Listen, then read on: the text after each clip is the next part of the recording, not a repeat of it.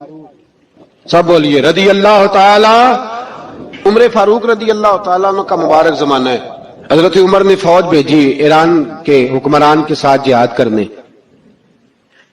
ایران کے بادشاہ نے 2 عیسائی جاسوس بھیجے، کہنے لگا ذرا پتہ تو کرو مسلمانوں کا رات کا طریقہ کیا ہے، میں صف بندی کراتا ہوں۔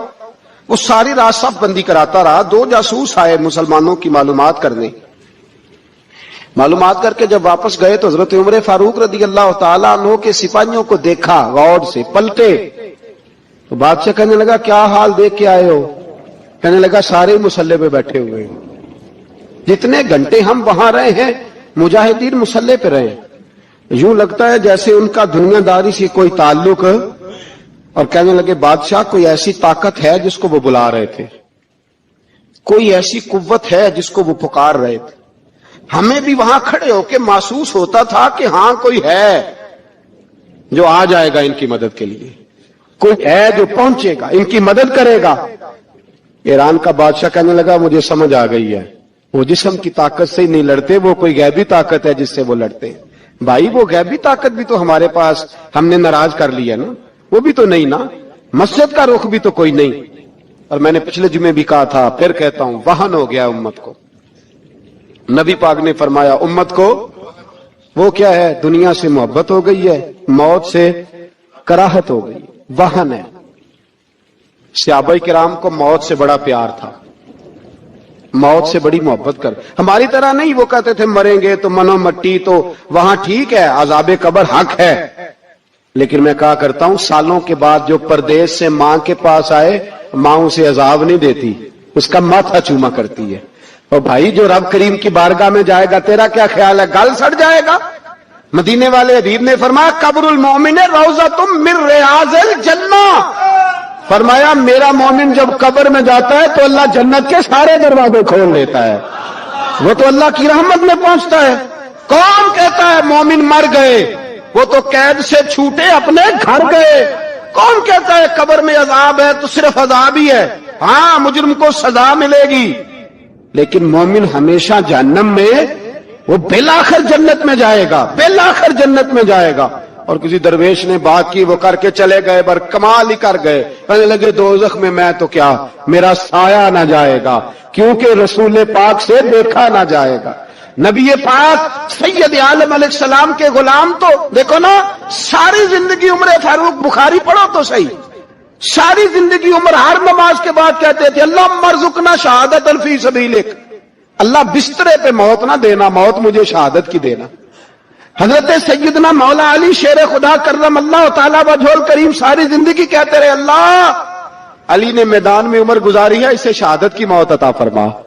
وہ بھائی یہ تو شہادتیں مانگنے والے۔ حضرت امام حسین میدان کربلا میں کھڑے تھے، شمر کہنے لگا حسین تیری چاروں جانب موت ہے، تو آپ فرمانے لگے تجھے ابھی ہمارا پتہ ہی نہیں، موت سے تو ہمارا پیار چلتا ہے۔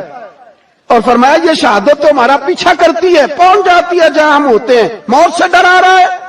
مسلمان کا مرنے کو دل نہیں کرتا، ورنہ وہ اتنی بڑی کوٹھی میں کون رہے گا؟ مرنے کو دل اس لیے نہیں کرتا کہ وہ جو 6 کروڑ 10 کروڑ ڈالر لوٹ کے رکھے، مر گئے تو کھائے گا کون؟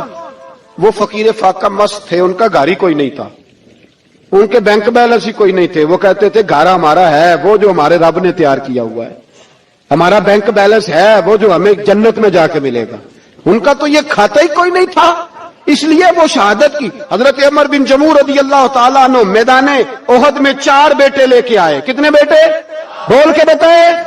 4 بیٹے لے کے عمر بن جموع آئے، اور خود ایک ٹانگ سے لنگڑے سے آبی ہیں، ٹانگ چھوٹی ہے، حضور کے سامنے کھڑے ہوئے کہا محبوبہ میرے 4 ہی تھے، میں 4 ہی لے آیا ہوں، قبول کر لیں۔ تو حضور نے فرمایا تو کیوں تلوار اوڑے آیا ہے، یہ تو نے کیوں گلے میں اسلحہ ڈالا ہوا ہے؟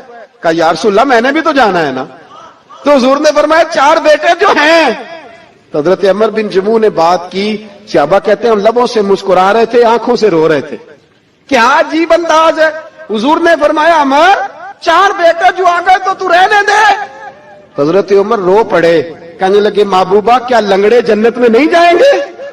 کیا حضور میں لنگڑا ہوں تو میرے لیے جنت کوئی نہیں؟ میرے حبیب پاک سید عالم صلی اللہ علیہ وسلم نے فرمایا عمر تو ضرور جنت میں جائے گا۔ کہا محبوبہ پھر بچے بعد میں جائیں گے، میں پہلے میدان میں جاؤں گا۔ ایک بی بی 4 بیٹے لے کے آئی احد میں، کہا محبوبہ کل کمائی تھی میں لے آئی ہوں، میرے پاس کوئی اور شے ہوتی تو میں بچا کے نہ رکھتی، بیٹے دے کے نا حاضری لگوا کے تو واپس دروازے پہ لے گئی۔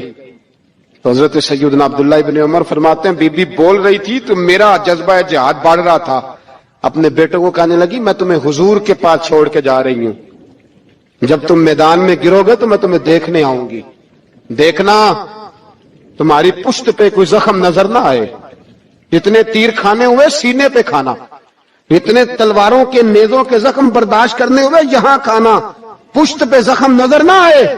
حضرت عبداللہ ابن عمر فرماتے ہو بی بی کی گفتگو میرا جذبہ جہاد بڑھا رہی تھی۔ ایک بی بی 3 سال کا 4 سال کا بیٹا لیے رو رہی ہے، احد کا دن ہے، سہیلیاں پوچھتی ہیں تو کیوں روتی ہے؟ وہ کہتی ہے دیکھو میرا خاوند بھی بدر میں شہید ہو گیا، بھائی اور باپ بھی، دل کرتا ہے کوئی جوان بیٹا ہوتا تو آج مصطفیٰ کے ساتھ اسے ہی بھیج دیتی، کوئی جوان میرے پاس ہے ہی 3 سال کا تو کیا کروں، 3-4 سال کا بچہ کیا کرے گا؟ پتہ نہیں کیا دلیل آئی، اچانک اٹھی، بیٹے کو سینے سے لگایا، کپڑا ڈالا، مسجد نبوی پہنچ گئی۔ حضرت بلال کہتے ہیں مجھے ملی، کہنے لگی بلال مجھے پتہ ہے حضور تیاری کرا رہے ہیں جنگ کی، پر 2 منٹ اگر میری ملاقات ہو جائے۔ بلال حبشی کہنے لگے حضور ہم ایک بی بی ضد کر رہی ہے۔ حضور باہر آئے، کہنے لگی حضور میں فلاں کی بیٹی، فلاں کی بہن، فلاں کی بیوہ ہوں، میں نے بدر میں 3 شہید دیے ہیں، اب میرے پاس یہ 3 سال کا لال ہی بچا ہے، بڑا فخر ہے میرا، لوگ مجھے شہید کی بیوہ، شہید کی بیٹی، شہید کی بہن کرتے، دل کرتا ہے شہید کی اماں بھی کہیں جاؤں تو میرا بیٹا لے لیں۔ سیدنا بلال کہتے ہیں حضور مسکرائے، کہنے لگے یہ 3 سال کا نونہال کیا کرے گا؟ کہتے ہیں اماں کا عجیب جذبہ ہے۔ کہنے لگی محبوبہ سنا ہے اسلحہ بھی تھوڑا ہی ہے، ڈھالیں زیادہ کوئی نہیں، میرا بیٹا ساتھ رکھ لیں، جب آپ کی طرف کوئی تیر آیا نا تو میرا بیٹا ڈھال کے اس کو ڈھال بنا کے آگے کر دینا۔ محبوبہ ڈھال تو بانی سکتا ہے نا۔ حضرت بلال فرماتے ہیں مصطفیٰ کریم نے فرمایا جا میں نے قبول کیا، قیامت کے دن بیٹا گھر لے جا، جب تیرا نام پکارا جائے گا تو شہید کی اماں کہہ کے ہی پکارا جائے گا، جا تو گھر لے جا۔ کہتے ہیں چلتے چلتے ایک غریبنی اور آ گئی، اتنی سی اٹی بان کی، اتنی سی، بلال حضور سے ملاقات ہو جائے گی۔ نبی پاک آ گئے، کہا محبوبہ یہ غلبہ اسلام میں میرا بھی حصہ ڈال لے۔ حضور نے فرمایا یہ کیا ہے؟ کہنے لگی حضور خاوند فوت ہو گیا، اولاد اللہ نے بے نیازی سے دی نہیں، سویرے چرخہ کاٹ کے رزق حلال کھاتی ہوں، میرے پاس نا یہ اتنا سا بان ہے، ایک گھوڑے کی لگام بن جائے گی، محبوبہ حصہ تو ڈال جائے گا نا دین کے لیے، میری قبولیت ہو جائے گی۔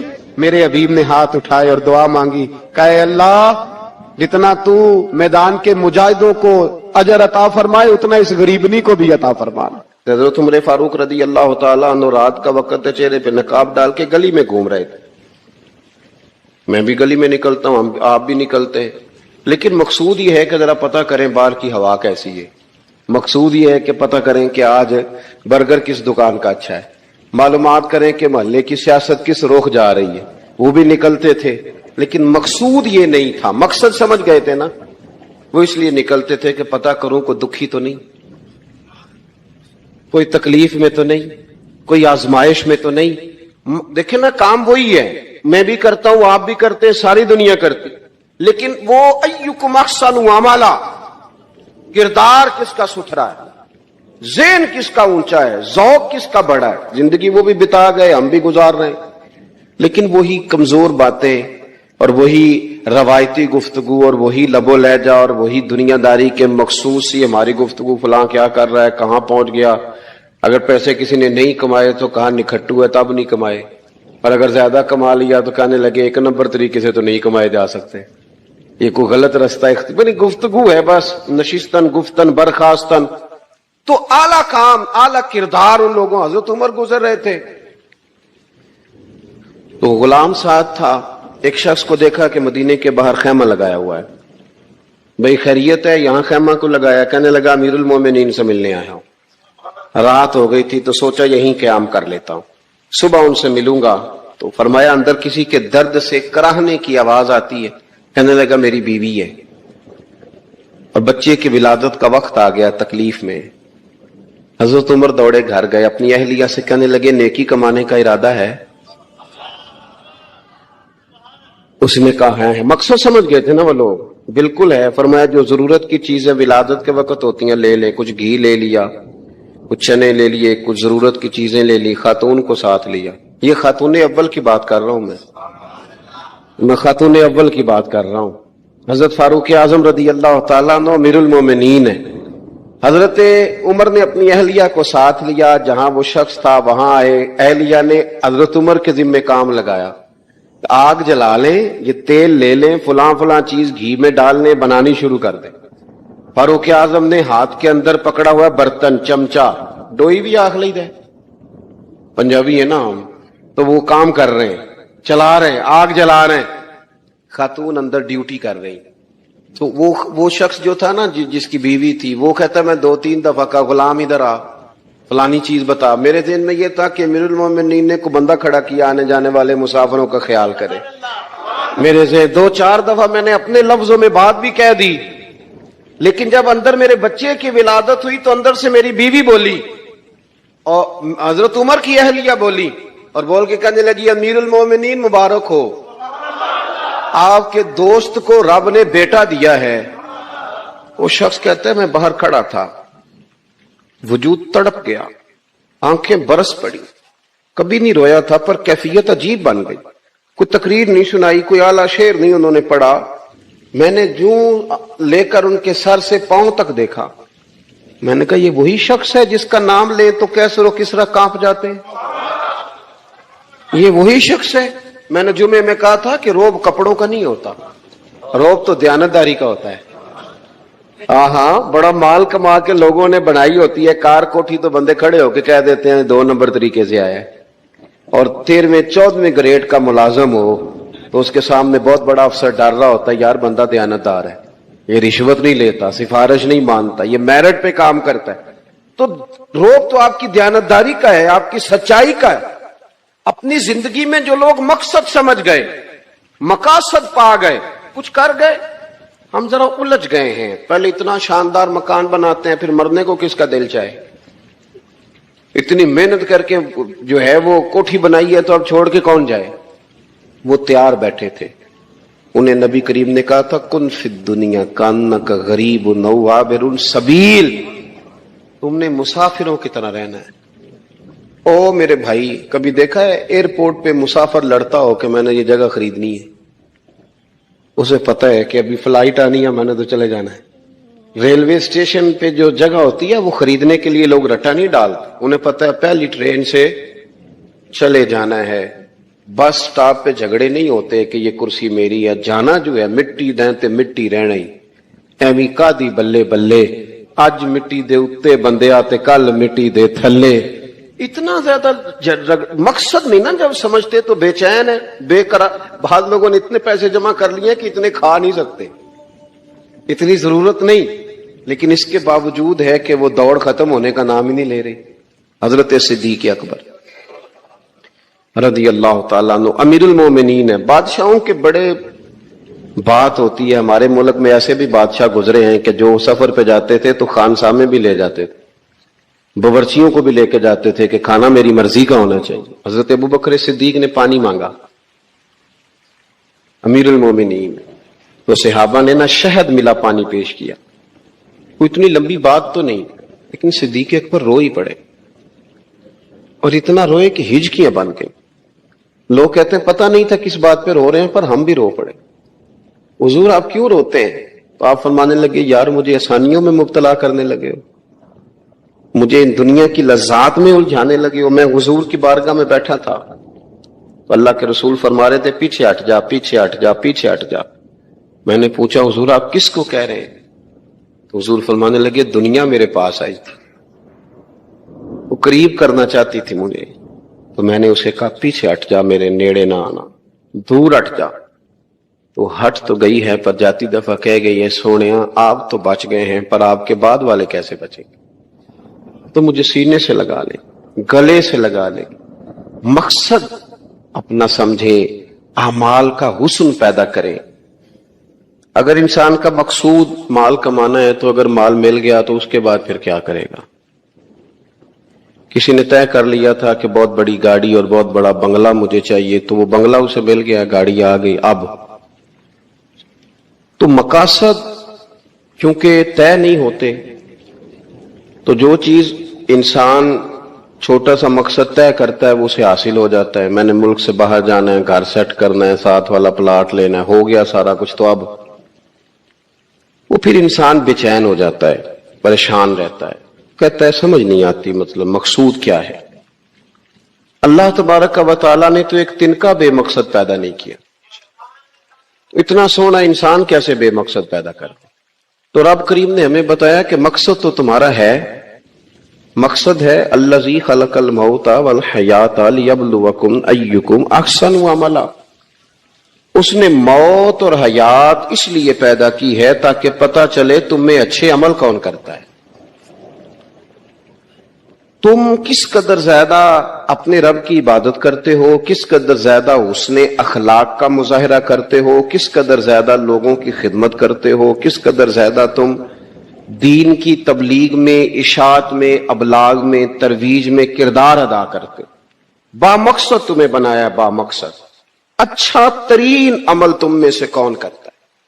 اس لیے موت اور حیات پیدا کی تھی کہ تم نے ستھرے سے ستھرے اعمال، بہتر سے بہتر کردار، اعلیٰ سے اعلیٰ تمہارا انداز زندگی.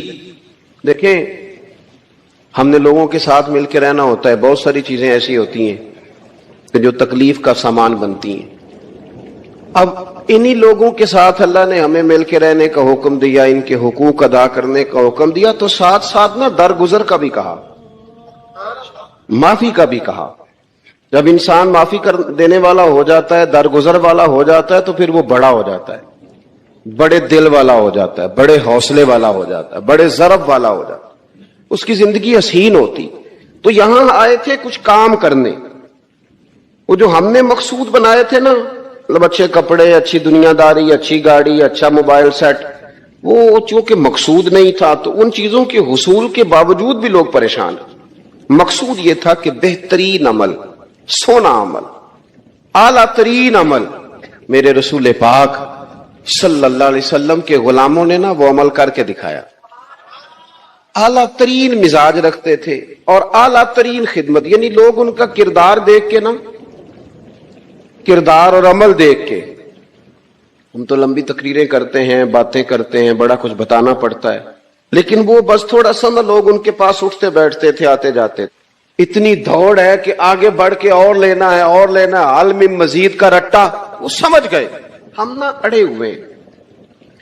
بہت سارے لوگ ایسے ہیں جنہیں صحیح بات کا پتہ چل گیا ہے، وہ فیصلہ کرنے میں دیر کر رہے ہیں. انہیں سمجھ آ گئی ہے کہ بہتر یہی ہے کہ میں وقت پہ مسجد آیا کروں.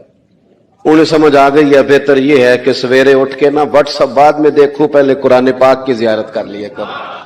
سمجھ انہیں ہے، سمجھ ہے کہ باتیں زیادہ کرنے سے بہتر ہے درود و سلام زیادہ پڑھا جائے. پتہ انہیں ہے، وہ فیصلہ ہی نہیں کر رہے، ارادہ نہیں بنا رہے، توجہ نہیں کر رہے. جب بہت زیادہ بندہ دنیا داری میں الجھ جاتا ہے نا، بہت زیادہ، آسانیاں تو بندے کو جینے نہیں دیتی.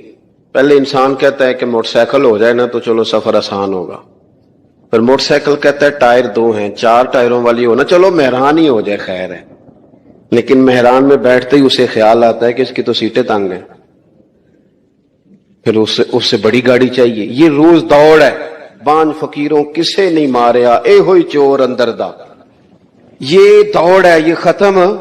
حضرت ابوبکر صدیق رضی اللہ تعالیٰ عنہ امیر تھے. ہمیں تو نا جی ایک سے ایک کھانا، اور آج یہ نہیں کھانا، آج میری مرضی کا کھانا، یہ میری مرضی کا، یہ میرے بچے کی مرضی کا، یہ فلانے کی مرضی کا. وہ خواہشات کا انبار، اور نفس بچے کی طرح ہوتا ہے، خواہش پوری کرو تو فوراً ہی دوسری بھی بتا دیتا ہے، دوسری پوری کرو تو تیسری کی بھی خبر دے دیتا ہے. ہم نا چونکہ الجھ جاتے ہیں، پھر وہ الجھاؤ ہمیں باہر نہیں نکلنے دیتا. اگر تھوڑا تھوڑا کر کے، میرا مطلب یہ ہے کہ زندہ رہنے کے لیے روٹی کھانی ہے نا. مثلا روٹی کا لطف کتنی دیر ہوتا ہے؟ جتنی دیر منہ میں چباتے ہیں، اس کے بعد ختم. تو کپڑا تو پہننا تھا بدن چھپانے کے لیے، اس میں وہ کدھر سے آ گئی ساری کہانیاں جو آج بن گئی. اور اتنے میں نے عجیب و غریب نظام دیکھا ہے کہ نوجوان ہے، اچھا بھلا سیانا آدمی، کپڑے اس نے تازے سلوائے ہیں اور 99 لوگوں نے کہا صحیح لگ رہا ہے، تو صرف ایک نے کہا نہیں ٹھیک لگ رہا. وہ پریشان ہو جاتا ہے، کہتے بھی اس کا کچھ کروں. کیوں؟ اس لیے کہ یہی سارا مقصود سمجھ لیا ہے، کپڑے پہننا، اسی میں الجھ جانا. میں اکثر دوستوں سے کہتا ہوں، میں خود کسی دوسرے کی بات نہیں کرتا، بہت زیادہ عمر نہیں میری، میں خود جایا کرتا تھا. شادی کوئی آ گئی تو 2-3 دن پہلے ابا جی کہتے تھے پرانے جوتے کچھ گنڈوا لا، کچھ پالش کرا لا، توڑے میں ڈال کے جانا موچی کے پاس، اس نے کچھ سیٹ کر دینے. اب کہاں رہ گیا جی یہ کام؟ چھٹی نہیں ہو گئی.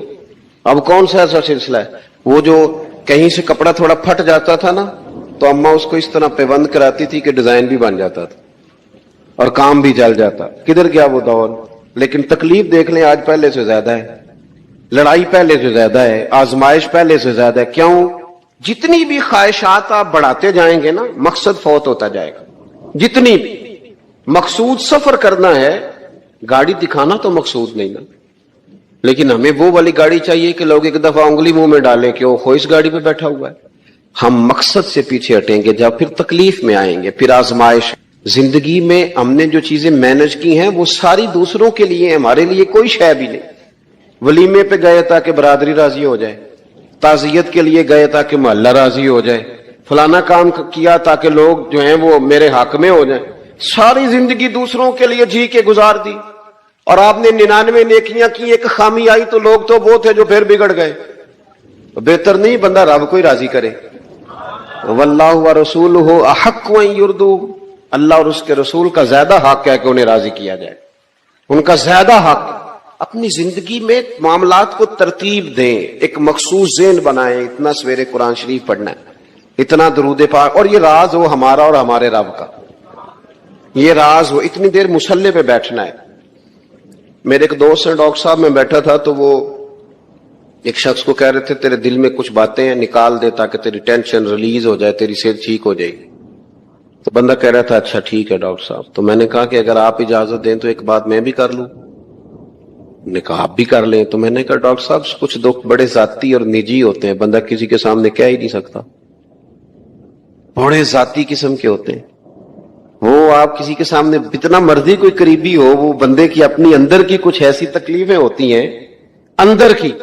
آزم گنڈاں دے وچ گنڈاں 10 کیڑی کھولا، بڑے مسئلے ہوتے ہیں، آپ کیسے بیان کر سکتے ہیں؟ سوال ہی نہیں پیدا ہوتا. تو کہنے لگا پیر صاحب حال تو ہوگا نا. میں نے کہا بالکل ہے. ہمیں ہمارے دین نے دعا سکھائی ہے، جو کسی سے نہیں کہہ سکتے وہ اپنے رب سے کہہ دو.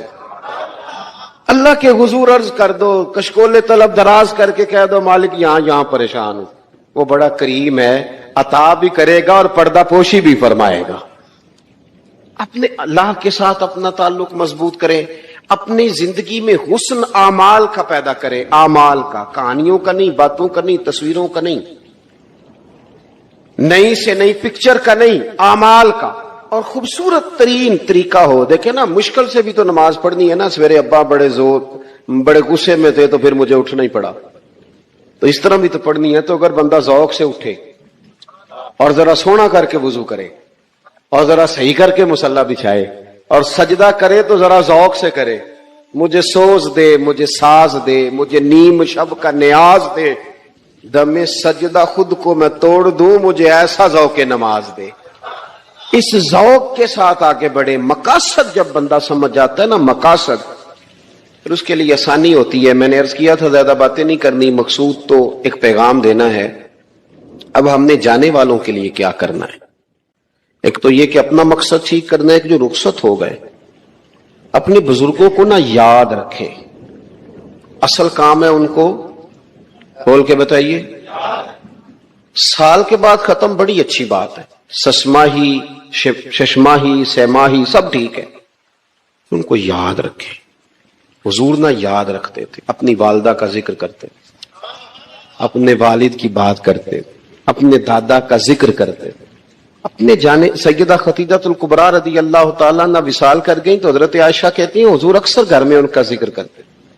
اپنے بزرگوں کو یاد رکھیں، ان کا ذکر کریں. ان کو نا والد کے لیے نا والد ہونا شرط ہے، پی ایچ ڈی ہونا شرط نہیں. والد کے لیے والد ہونا شرط ہے، مفتی ہونا شرط. والد ان پڑھ بھی ہو تو بچے کو سمجھانے کا سلیقہ سے اللہ اسے عطا کاری دیتا ہے. ماں بالکل ان پڑھ بھی ہو تو بچوں کو سمجھانے کا طریقہ اللہ اسے ان سے سیکھیں. میرے والدہ اور والدہ دونوں اپنا نام نہیں لکھ سکتے تھے، تو میں اپنے دوستوں سے کہتا ہوں مجھے کبھی موقع ملے تو میں کئی جلدوں میں کتاب لکھ سکتا ہوں اپنے ماں باپ. اس لیے کہ وہ جو ہمیں سکھا گئے، جو بتا گئے، وہ انہی کا خاصہ تھا. تو اپنے ایک تو جانے والوں کو یاد رکھیں، دوسرا ان کے لیے دعا کریں تو درد سے کریں، سونی کر کے کریں، صحیح کر کے کریں، اکیلے بیٹھ کے کریں. دعا کا سب سے زیادہ تعلق آپ کے دل کی آواز کے ساتھ ہوتا ہے. اور جس طرز میں حضور نے ہمیں حدیث سکھائی ہے نا، اس رنگ میں کبھی آپ حدیث کو سیکھیں، سمجھے نا. حضور فرماتے ہیں جس طرح دریا میں ڈوبنے والا سہارا تلاش کرتا، دریا میں اسے کتنی کو جلدی ہوتی ہے، غوطے لگ رہے ہوتے ہیں. وہ اس طرح کا نہیں ہوتا کہ میں عصر کی نماز کے بعد پھر آؤں گا تجھے نکالنے، اس طرح تو نہیں نہ ہوتا. دریا میں ڈوبنے والا جس طرح کشتی سہارا تلاش کرتا ہے، حضور فرماتے ہیں اس طرح قبر میں جانے والا دعاؤں کا انتظار کرتا ہے. آپ نے دیر کر دی دعا مانگنے میں، ختم دلانے میں دیر کر دی. خود صبح و شام ہمہ وقت دعا. ابھی آپ آیتیں سن رہے تھے سورہ ابراہیم کی، اللہ نے نماز میں رکھ دی، ربنا اغفر لی ولی وللمؤمنین یوم یقوم الحساب. ایک تو انہیں یاد رکھیں، خوب دعا کریں. اور دوسرا کوشش کریں کہ وہ جو نیکیاں کرتے تھے وہ نیکیاں بھی جاری رہیں. جن لوگوں سے ان کا اچھا تعلق تھا وہ تعلق بھی قائم رہے. یہ بھی کوشش کریں کہ ان کے لیے صدقات و خیرات کریں، اور قیمتی صدقہ دے. قیمتی، میں بات ختم کرنے لگا ہوں بس. قیمتی صدقہ دے، قیمتی. 15 تولے سونا گھر میں پڑا ہوتا ہے، قیمتی ہوتا ہے نا. کبھی کسی نے چوک میں بتایا کہ آج 15 تولے سونا میرے گھر میں پڑا ہے؟ بولو نا، لگتا ہے تو 10 چھڑنا ہے. اگر گھر میں 50 لاکھ روپے کیش پڑا ہو تو چوک میں گلی میں آ کے آپ بات کریں کہ گھر میں پیسے پڑے ہیں؟ کیوں؟ کہ وہ قیمتی ہیں، کوئی لے نہ لے. تو یہ جو 5000 مسجد دیکھ کے سارے محلے کو بتاتے ہو یہ بھی صدقہ تھا، یہ بڑا قیمتی چیز تھی. یہ بتانے والا نہیں تھا، یہ تو نیکی تو قیمتی تھی. قیمتی چیز جو ہوتی ہے وہ تو چھپائی جاتی ہے کہ بتائی جاتی ہے.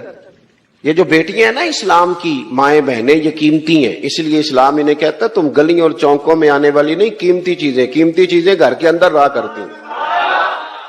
تم قیمتی چیزیں ہو، تمہارا وجود قیمتی ہے. تم کبھی ماں ہو، کبھی بیٹی ہو، کبھی بہن ہو، کبھی بیوی ہو، قیمتی ہو. اس لیے تمہیں اسلام کہتا ہے کہ گھر کے اندر رہو گی تو تمہاری قیمت رہے گی. کچھ چیزیں ایسی ہیں جو چوکوں میں گلیوں میں پھیل جائیں تو ان کی قیمت نہیں رہتی. اس لیے تمہیں کہا جاتا ہے کہ گھر میں رہو. یہ جو تمہیں چوکوں میں لاتے ہیں یہ تمہیں بے وقت کرنا چاہتے ہیں، بے قیمت کرنا چاہتے ہیں. انسان تھوڑی دیر کے لیے، اگر تھوڑی دیر کے لیے غور کرے تو بڑے بڑے جانور انسان سے بڑے طاقتور ہیں، لیکن اللہ نے ان کی نکیل انسان کے ہاتھ میں تھما دی. اتنا بڑا جہاز ہے، ٹنوں وزن لے کے چل رہا ہے. انسان کے بس کی بات نہیں کہ وہ کئی لوگ لگ کے بھی اس کو اٹھا سکیں، لیکن اللہ نے اس کے قبضہ و اختیار میں کر دیا ہے. فرمایا هو الذی خلق لکم ما فی الارض جمیعا، زمین میں جو کچھ ہے سارا تیرے لیے بنایا ہے، آسمان میں جو ہے سارا تیرے لیے بنایا ہے. وما خلقت الجن والانس الا لیعبدون، فرمایا کل کائنات میں نے تیرے لیے بنائی ہے اور تجھے میں نے اپنی عبادت کے لیے پیدا فرمایا ہے. تو جنوں اور انسانوں کو اللہ نے اپنی عبادت کے لیے تخلیق فرمایا. مقصد زندگی، مقصد تخلیق، دنیا میں آنے کا مقصد اولین اور مقصد آخرین اللہ کی عبادت، اللہ کی معرفت، اللہ کی طرف توجہ، اللہ کی طرف رجوع. یہی ایک مقصد تھا انسان کے آنے کا. اسی کو قرآن نے بیان کیا تھا. اپنے اپنے مقاصد. درود شریف پڑھ لو آواز بلند. صلاۃ و سلام علیک یا سید یا رسول اللہ. اپنے اپنے مقاصد، اپنے اپنے معاملات کو ہم نے ترتیب دے لیا ہے. صبح سے شام تک کے معاملات سارے کے سارے ہمارے ذاتی، نجی، اور ہمارے اپنے بنائے ہوئے مقاصد کے تحت گزر رہے ہیں، حالانکہ رب کریم نے فرمایا کہ انسان میں نے تجھے اپنی عبادت کے لیے بنایا ہے، اپنے لیے تجھے بنایا ہے، تو میری بارگاہ میں سجدہ ریز ہو، تو میری بارگاہ کی طرف توجہ کرے، تو میرے لیے تسبیح پڑھے، تو تحلیل کے جملے بولے، تو تکبیر کہے، تو میرے محبوب پہ نازل ہونے والے قرآن کی تلاوت کرے۔ تجھے تو اس لیے بنایا تھا۔ عبادت کا معنی یاد رکھیے گا، عبادت کا معنی فقط نماز پڑھنا نہیں، عبادت کا معنی صرف نماز پڑھنا نہیں، نماز عبادت کا ایک جز ہے، نماز عبادت کا ایک حصہ ہے۔ عبادت نماز پڑھنے کا نام نہیں، عبادت روزہ رکھنے کا نام نہیں، عبادت صرف اور صرف حج کرنے کا نام نہیں، فقط ذکر و فکر کرنا عبادت نہیں، بلکہ اللہ کا حکم ماننے کا نام عبادت ہے۔ خدا رسول کی بات ماننے کا نام عبادت ہے۔ جہاں جانے کا خدا حکم دے وہاں چلے جاؤ، یہ عبادت ہے۔ جہاں جانے سے منع کر دے وہاں کبھی نہ جاؤ، یہ عبادت ہے۔ اگر نماز پڑھنے کا نام عبادت ہوتا تو پھر فجر کی فجر کے وقت کیوں پڑھنی پڑتی، پھر ظہر میں ہی کیوں فرض ہوتی، پھر عصر کا وقت مغرب میں جا کے کیوں نہ شروع کیا جاتا، پھر انسان کی مرضی تھی جب پڑھ لیتا۔ فرمایا نہیں، عبادت میری ہے، اصل میری اطاعت ہے۔ میں جب کہوں کہ یہ فجر کا وقت ہے تو تجھے فجر مان کے پڑھنا، جب کہوں ظہر کا وقت ہے تو ظہر مان کے۔ ہم نے عبادت کو مخصوص کر دیا، مسجد میں چلے جانا، نفل پڑھ لینا، کچھ دیر قرآن شریف پڑھ لینا، کچھ دیر اللہ کی عبادت کر لینا، کچھ دیر ذکر اذکار کر لینا، اس کا نام عبادت ہے۔ اور باہر نکل کے بے شک جھوٹ بولے، باہر نکل کے بے شک غیبت کرے، باہر نکلے اور کم تولے، باہر نکلے اور اپنی من مرضی کرے، تو یہ عبادت نہیں۔ اس لیے کہ ہم اس خدا کے ماننے والے ہیں جو صرف مسجد میں نہیں ہوتا، بلکہ جلوہ تیری ذات کا کو بکو ہے، میں جدھر دیکھتا ہوں ادھر تو ہی تو ہے۔ ہمارا خدا صرف مسجد میں نہیں ہے، اللہ ہر جگہ ہے۔ جے میں تینوں اندر جانا پھر مقید جانا، جے میں تینوں باہر سمجھا اندر کون سمانا، اندر بھی تو ہے باہر بھی تو ہے، وچ بلا کون نمانا۔ اصل بات یہ ہے کہ جب خدا ہر جگہ ہے تو اللہ تبارک و تعالیٰ کا حکم ہر جگہ ماننا ہے، ہر جگہ اطاعت کرنی ہے، ہر لحاظ سے۔ رب کی بات ماننے کا نام عبادت ہے، اللہ کی، اس کے رسول الپاک صلی اللہ علیہ وسلم کی بات ماننے کا نام، توجہ ہے آپ کی میری بات پہ؟ عبادت کا مفہوم سمجھیے گا، عبادت کا مفہوم سمجھیے گا۔ ہمارا وہ دین نہیں جو پنڈتوں جوگیوں راہبوں کا مذہب ہے کہ جنگلوں میں نکل جاؤ تسبیح لے لو، میں کھٹکتا ہوں دل عالم میں کانٹے کی طرح اور تو فقط اللہ اللہ اللہ۔ یہ مذہب نہیں۔ ہمارا دین کہتا ہے مسجد میں بیٹھ کے جو ذکر کرے گا اسے بھی ثواب ملے گا، اور جو محنت کر کے کما کے بچوں کو کھلائے گا اسے بھی ثواب ملے گا۔ ہمارا دین یہ کہتا ہے جو مسجد میں بیٹھ کے قرآن پڑھے گا اسے بھی ثواب ملے گا، اور جو گلی میں پڑا ہوا کانٹا اٹھا دے گا اسے بھی اللہ اجر عطا فرمائے گا۔ اللہ کا حکم ماننا، اللہ کا حکم ماننے کا نام عبادت۔ محمود غزنوی کے پاس ہیرا ہے، محمود غزنوی کے بڑے غلام تھے تو ایک بڑا پیارا تھا اسے، آپ جانتے ہیں اس کا نام کیا تھا؟ ایاز محمود غزنوی کو بڑا تو حسد شروع ہو جاتا ہے ہر جگہ، اللہ ماشاءاللہ۔ لوگ کہنے لگے بادشاہ ہر وقت اسی کو پیار کرتا رہتا ہے، ہر وقت اسی کی طرف توجہ کرتا رہتا ہے۔ بادشاہ نے ایک دن آزمانا چاہا، اتنا ہیرا تھا، موٹا ہیرا بادشاہ کے پاس۔ بادشاہ نے ایک وزیر صاحب کو بلایا، کہا یہ اینٹ پکڑو، ہیرے پہ مارو، اسے توڑ دو۔ کہنے لگا بادشاہ بات تیری ٹھیک ہے پر بڑا قیمتی ہیرا ہے، کیوں تڑوا رہے ہیں آپ؟ مال خزانہ میں رکھ دیں، کام آئے گا، کسی نہ کسی جگہ پہ استعمال ہو جائے گا، آپ کیوں اس کو تڑوانے کی ضد کر رہے ہیں؟ بادشاہ سلامت نے کہا اچھا تم نے ٹھیک مشورہ دیا، میں ہی جذبات میں آ گیا تھا۔ ایک دوسرے آدمی کو بلایا، اس کو کہا یہ ہیرا توڑنا ہے۔ اس نے کہا بادشاہ مجھے لگتا ہے پوری دنیا میں اتنا موٹا ہیرا تیرے پاس ہے، کسی اور کے پاس نہیں ہوگا۔ یہ توڑنے کی چیز نہیں، تجوری میں سنبھالنے کی چیز ہے، اسے سنبھال کے رکھ۔ تیسرے کو بلایا، چوتھے کو بلایا، جس کو بھی بلاتا رہا وہ بادشاہ کو سمجھاتا رہا، جس کو بلایا بادشاہ کو سمجھایا۔ ایاز کی باری آئی، کہا ایاز ادھر آ۔ توجہ ہے آپ کی؟ ایاز ادھر آ، یہ ہیرا تو توڑ دے. اس نے اینٹ پکڑی، زور سے ماری، ہیرا توڑ دیا. بادشاہ کہنے لگا بڑا بیوقوف ہے بھئی تو، یہ سارے میرے خیر خواہ تھے، مجھے سمجھاتے رہے اور تو نے خیال ہی نہیں کیا. میں بیوقوف تھا تو تو بھی ساتھ ہو گیا، توڑ ہی دیا. کہنے لگا بادشاہ غلطی ہو گئی، مجھ سے غلطی ہو گئی، مجھے نہیں توڑنا چاہیے. اس نے کہا اچھا چل چھوڑ، ایک بات بتا، تیرے سامنے جو سب مجھے مشورے دے رہے تھے تو نے کیوں نہیں دیا؟ میں نے تجھے کہا توڑ دے. کیا لفظ ایاز نے کہے، کمال کر دی. کہنے لگا بادشاہ میرے دل میں خیال آیا ہیرا ٹوٹتا ہے تو ٹوٹ جائے، میرے بادشاہ کا حکم نہیں ٹوٹنا چاہیے. یہ ٹوٹتا ہے تو ٹوٹ جائے، یہ کرچی کرچی ہوتا ہے تو ہو جائے، خزانہ خالی ہوتا ہے تو ہو جائے، لیکن میرے مالک کا حکم نہیں ٹوٹنا چاہیے. بادشاہ میں ہر چیز توڑ دوں گا پر میں تیرا حکم نہیں توڑ سکتا. بس دوستو یہی عبادت ہے، بلا مثال و بلا تشبیہ بات سمجھیے گا. جس نے خدا کا حکم توڑ دیا اس نے عبادت نہیں کی، اور جس نے خدا کا حکم اچھا آؤ نماز کے لیے. دکان کا وقت ہے، گاہک بھی زیادہ آ گئے ہیں، رش پڑ گیا ہے، اب تھوڑا وقت مشکل ہو جائے گا، ذرا تھوڑی دیر میں پڑھ لوں گا.